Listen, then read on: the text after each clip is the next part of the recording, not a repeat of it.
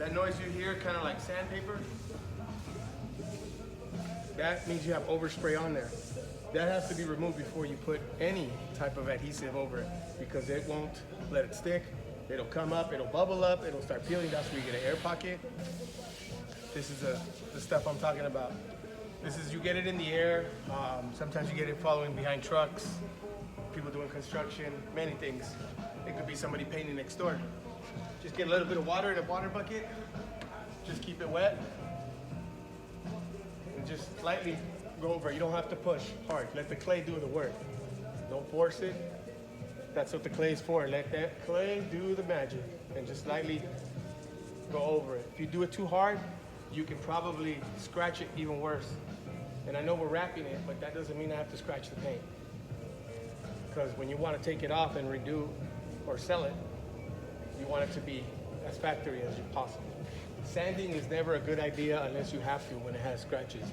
Sanding and buffing removes layers of clear that are necessary, especially in this Nevada heat. So, with that said, I didn't even go full force on it. You hear it right there? You don't hear it there, there, till back here. In the corners and in the corners, usually where I always forget. So you just keep at it till you don't feel any sandiness or any grain. In this case, it's a little hard because we have a convertible top we're working with. But normally what I would do is I'd have the top down and I douse this with, I mist it with water. That way I don't have to keep going back to the bucket. You can mist it with water and just go back and forth, back and forth. Make sure you get the corners.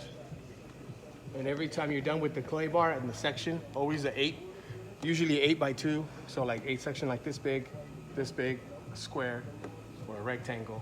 You don't want to do a whole thing like this because you're dragging more dirt.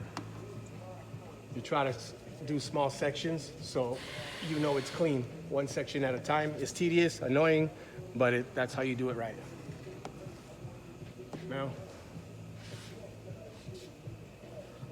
go ahead, Titus, feel it. Run your hand through it.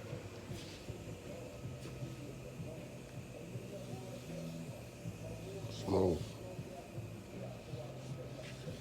Like I said, most of the imperfections or impurities in the paint usually come from the atmosphere. Us driving metropolitan areas suffer more because we got more trucks and more smog, more people. This is how it is.